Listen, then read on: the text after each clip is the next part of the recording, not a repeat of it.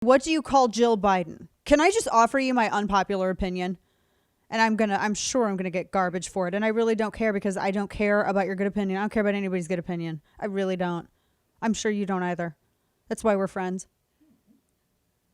But I really just think it's pretentious to call somebody a doctor unless they can actually go into a hospital and, do like save lives. Am I snotty on that, Kane? Feel free to weigh in. I think that's fair. I mean, all the definitions that are being changed by the dictionary today, we might as well just consider doctors as doctors and not just people with PhDs. Like, especially now. We're in a pandemic. We need more doctors than ever. Yeah. They're like quitting all over the place thanks to like Affordable Care Act and other reasons. We need more doctors. We need to bolster the idea of a medical doctor. I stand with you on that. Because if you were to send Jill Biden into a hospital room and say, okay, you said you're a doctor, get to it. And? Think that would work? No, it wouldn't. I think that the double standard here is excruciatingly mindless, because they went after Melania Trump for everything under the sun. They like to slut shame. The Democrats do. Oh, she took some nudie photos in her past life.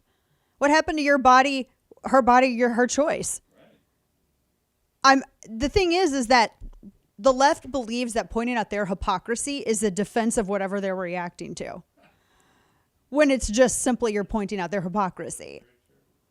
I mean, these are people who, how dare you slut shame, and they held slut walks, and they wear just some woman's bizarre interpretation of what a vagina looks like in the form of a knitted accessory on their head. They've reacted to all of these things, and yet they would treat Melania Trump this way because she was married to someone that they hate. They went after her for everything. They made fun of her for being multilingual.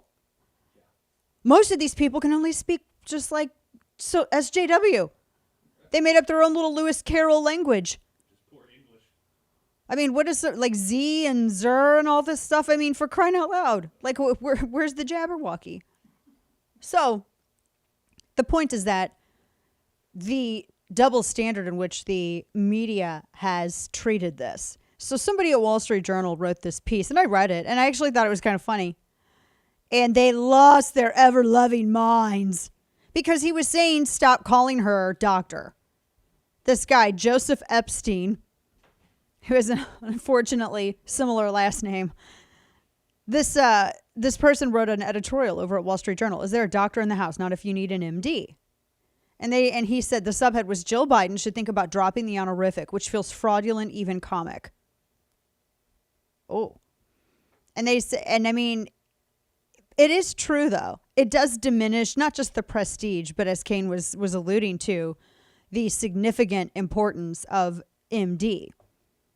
And they said that she got her education degree 15 years ago. So he went through, when you were going to get a PhD, like this is all the stuff that you had to go through. And apparently a lot of those have changed. But I do think that he thinks it's pretentious.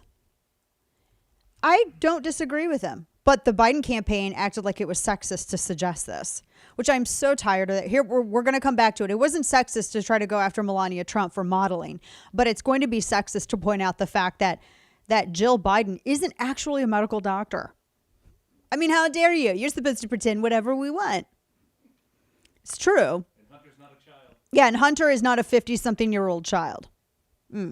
She got a doctor of education in 2007. So, and that was in educational leadership. Oh, man. Sounds important. Wasn't even like in a specific subject discipline. It was just in educational leadership. So she got a doctorate in the process of enlisting and guiding the talents and energies of the teachers, pupils, and parents towards blah, blah, blah.